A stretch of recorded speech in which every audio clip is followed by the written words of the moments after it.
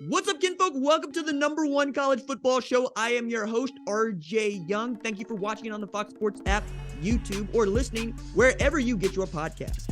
Today on the show, we got to take a look at what the Pac-12 hath wrought. My goodness, if there's ever been a moment, they are having one.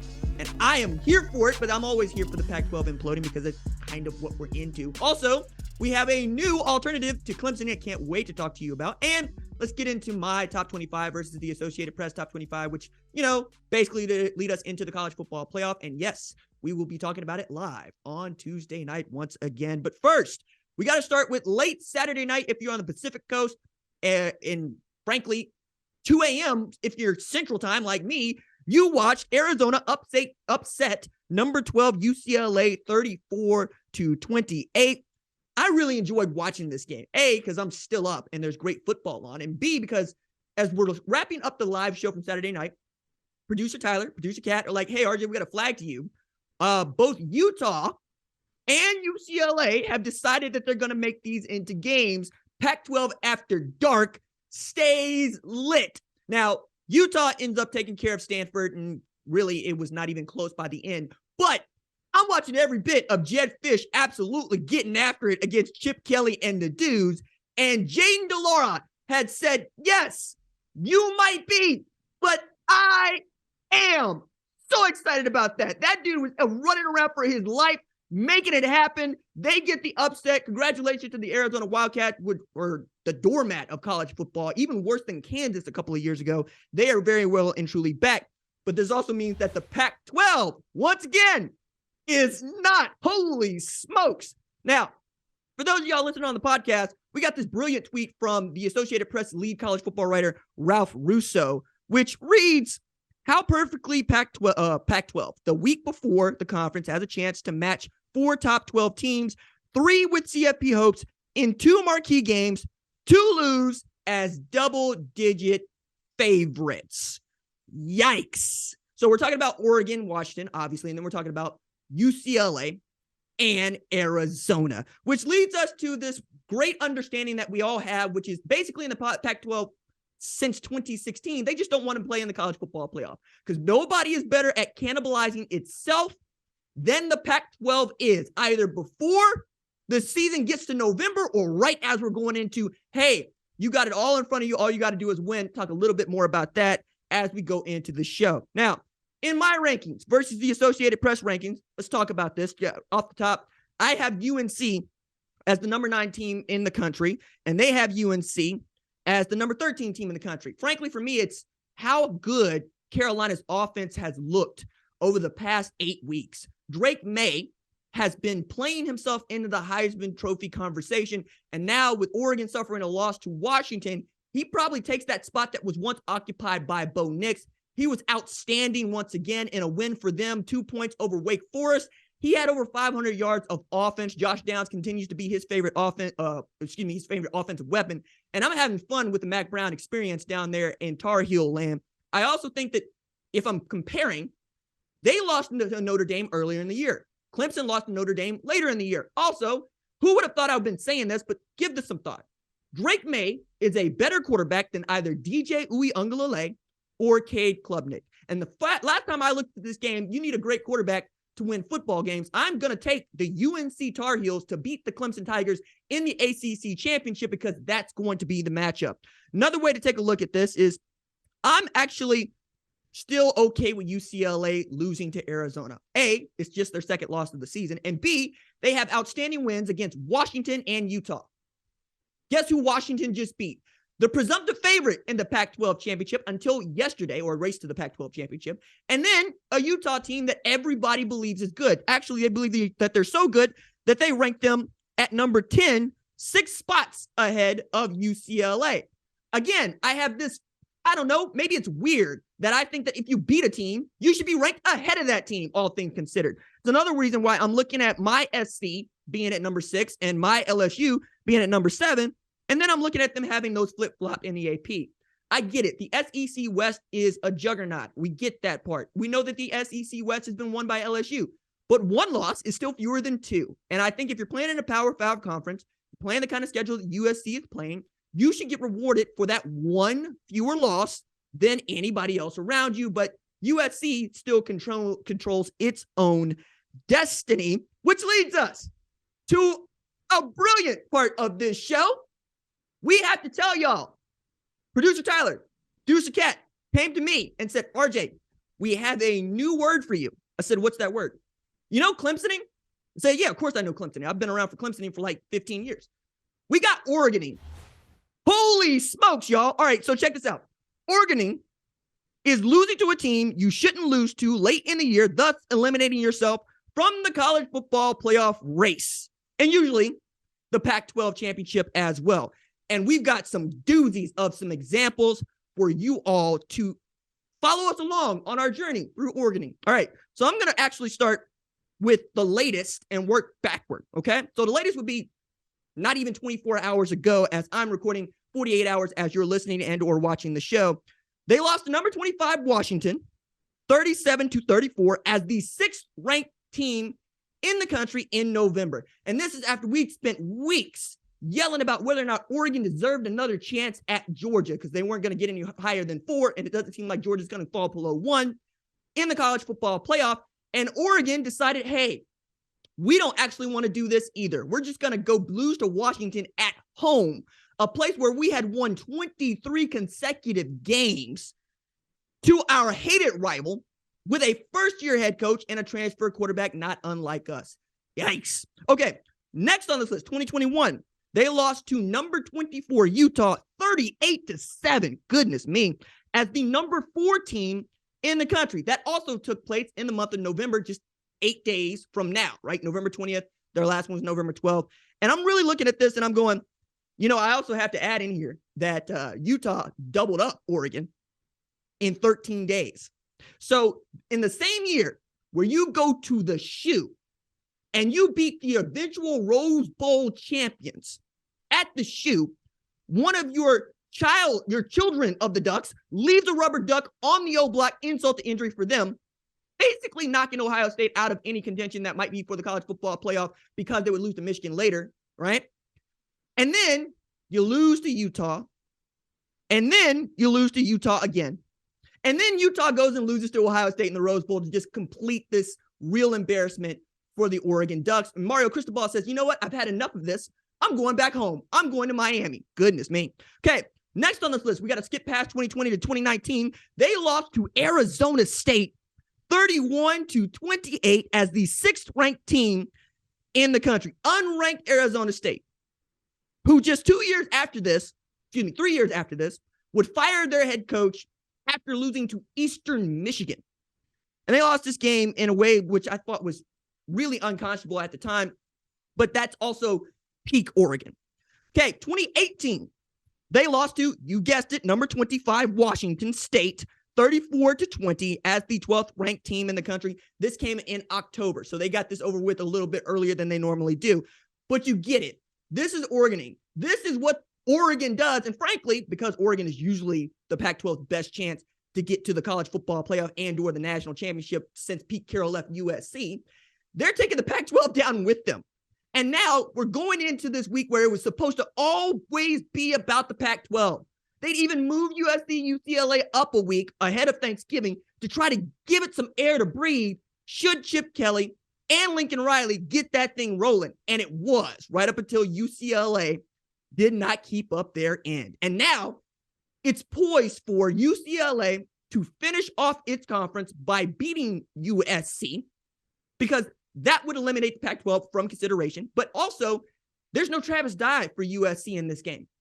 Now, for those of y'all that did not stay up watching USC play Colorado because, well, it ain't your day job and it's mine, I'm going to fill you in.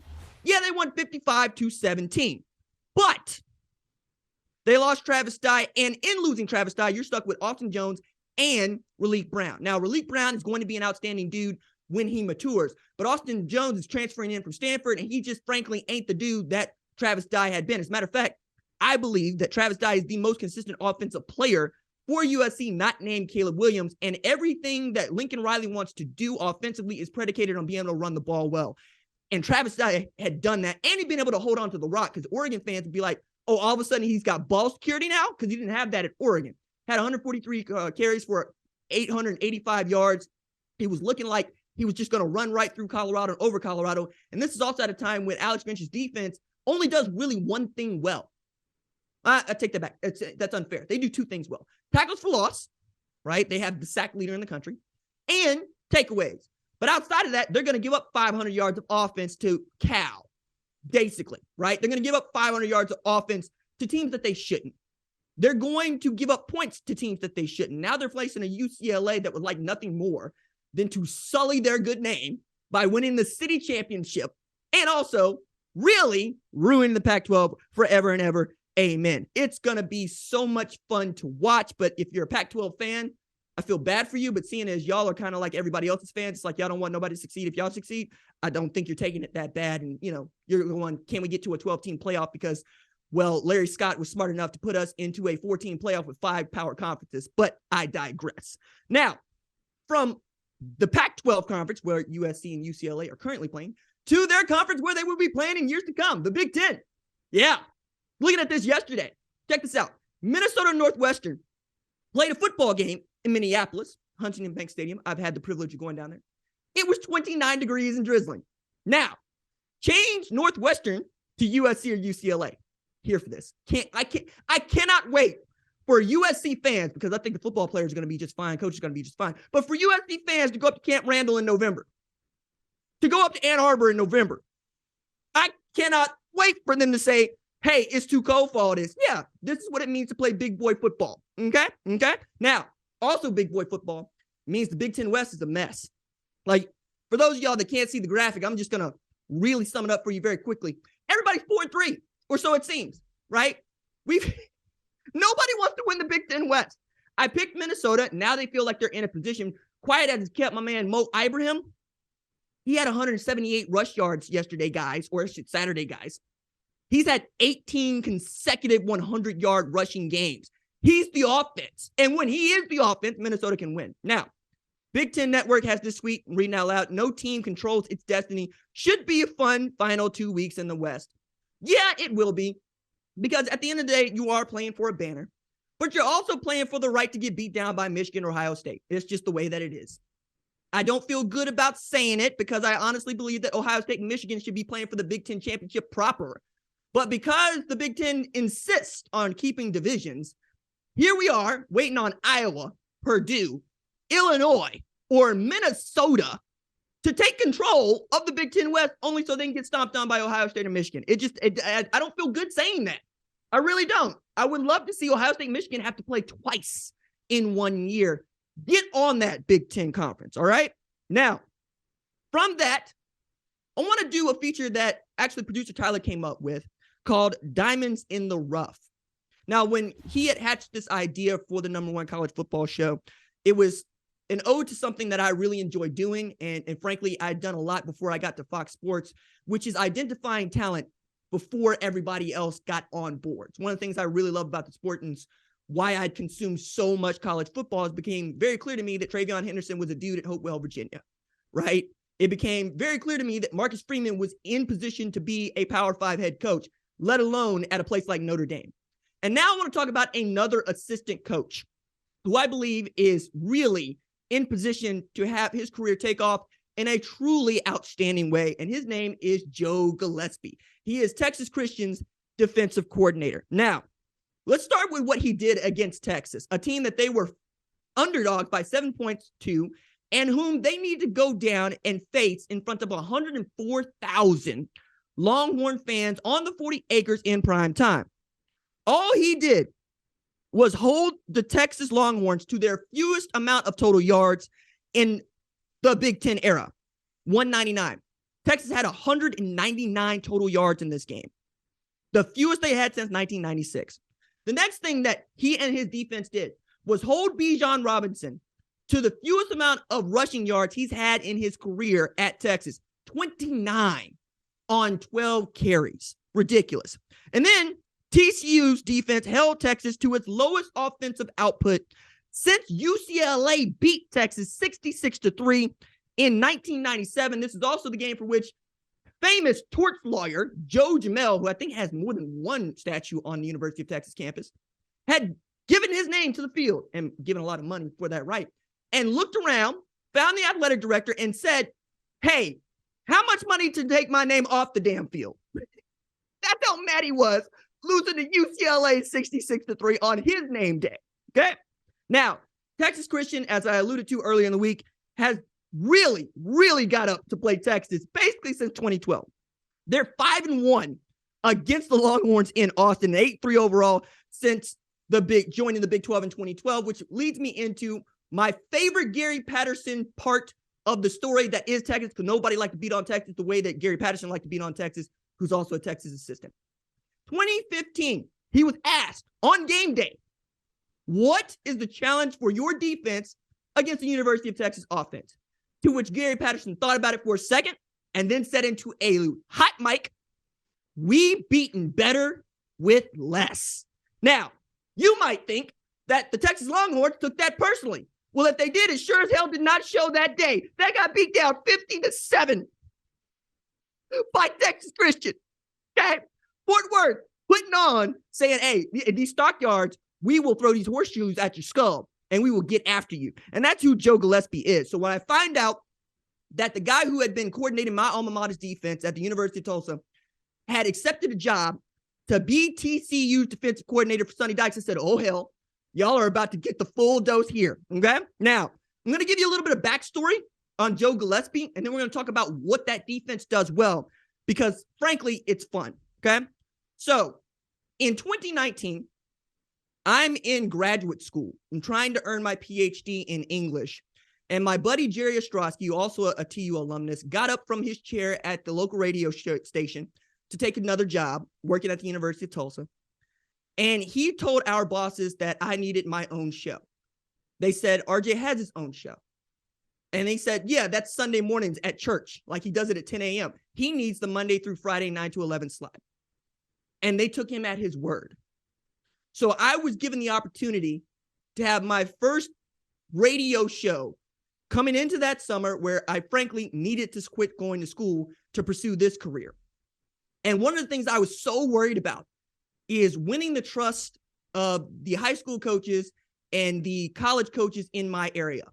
Because frankly, it's a local sports talk show and the University of Tulsa is the local team. Outside of Oklahoma and Oklahoma State, that's what you talk about.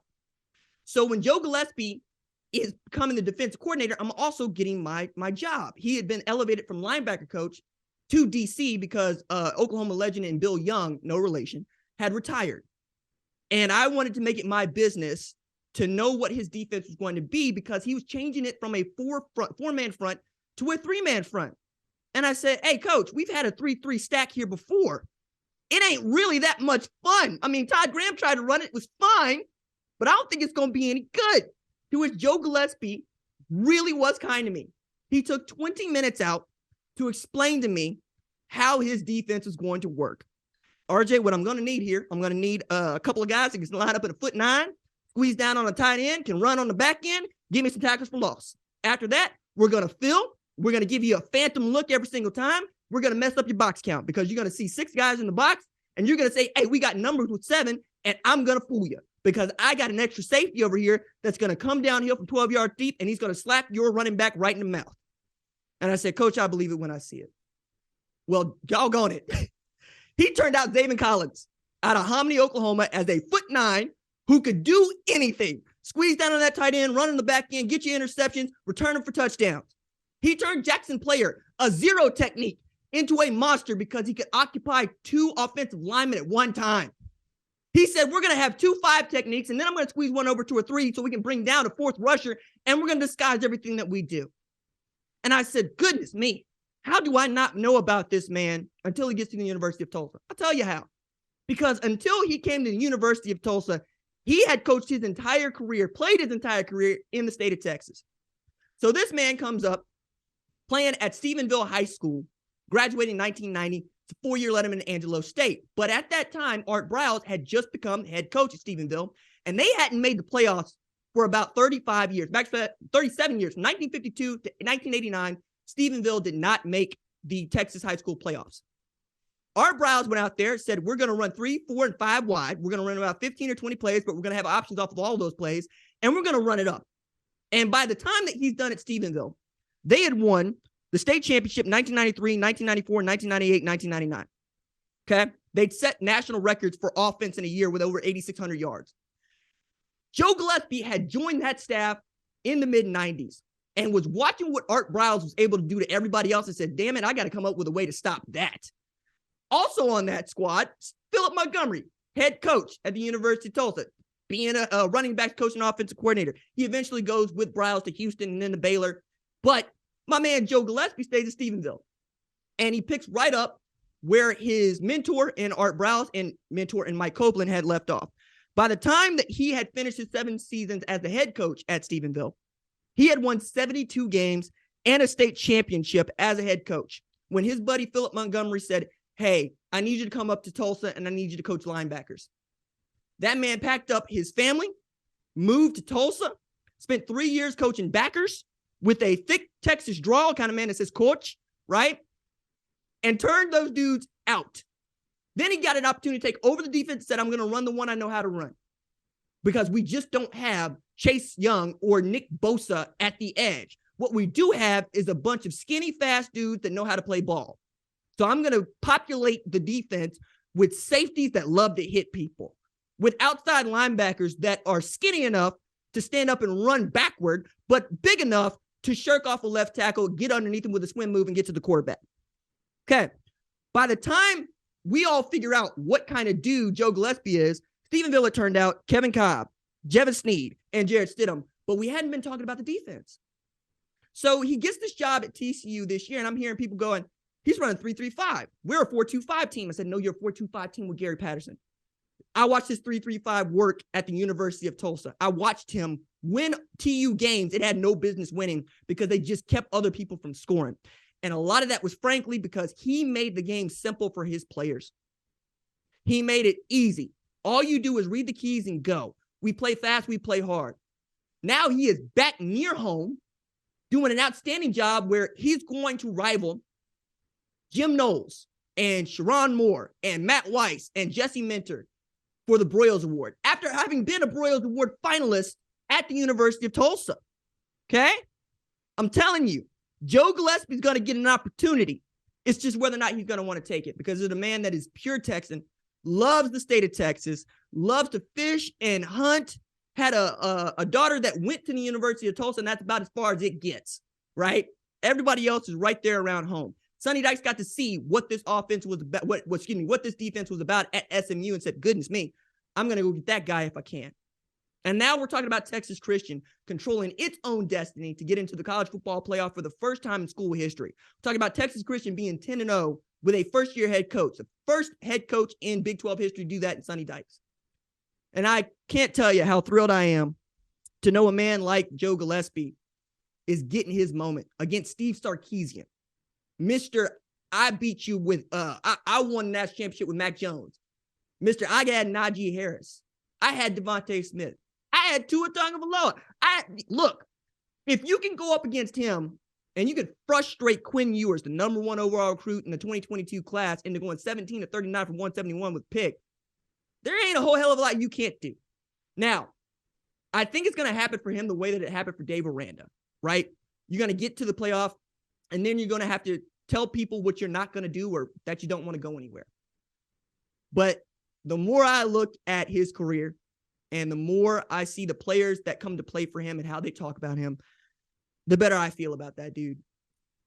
Texas Christian, you struck gold. I don't know if you know that or not. You're probably focusing on Sonny and Garrett Riley, and for good reason.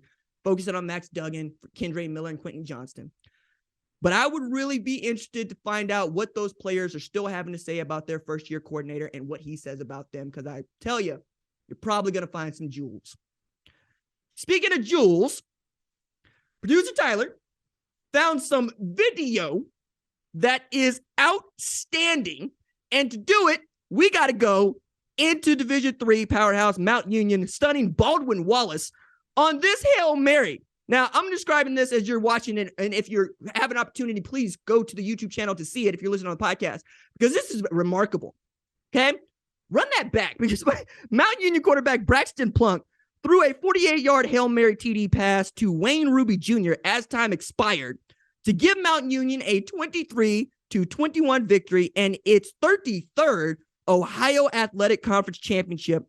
Plunk's pass bounced off the helmet of a Baldwin Wallace cornerback, poor guy, and into Ruby's hands just inside the 2-yard line, and Ruby stumbled into the end zone. It's really a fantastic play. It's happenstance. It's up there with what App State was able to do earlier this year in their Hail Mary, and you could see the joy from these Mountain Union players as they piled onto their man, Wayne Ruby, in the end zone. It's fantastic. It's got the kind of crowd that you would expect at a D3 game, but I'm glad somebody was there with some camera to watch number 6 catch this ball and to see these Mountain Union players come and celebrate with him. Also adding here, if you're paying attention, you know that Mountain Union's also turned out some outstanding coaches. Like Larry Karras was just doing that. Matt Campbell, Alex Grinch, Jason Candle. That's 3 off the top of my head. That's the head coach at Toledo, the head coach at Iowa State, and the defensive coordinator at USC all played at Mountain Union. And I'm sure that when they see this clip, because I'm sure it was sent to them, they feel some kind of way about it too. All right. That is going to do it for this episode of the #1 college football show. My thanks as always to our lead producer, Tyler Wojak. Our senior producer is Catherine Donnelly. Our director is Kyle Holly. Our social media maven is Javion Duncan. Our lead of screening is Rachel Cohn. I'm the host, RJ. We will see y'all live Tuesday night to talk about the college football playoff rankings. Deuces. Thank you for watching the #1 college football show. Please remember to subscribe to the channel and like this video so that you don't miss any of the best college football coverage in America.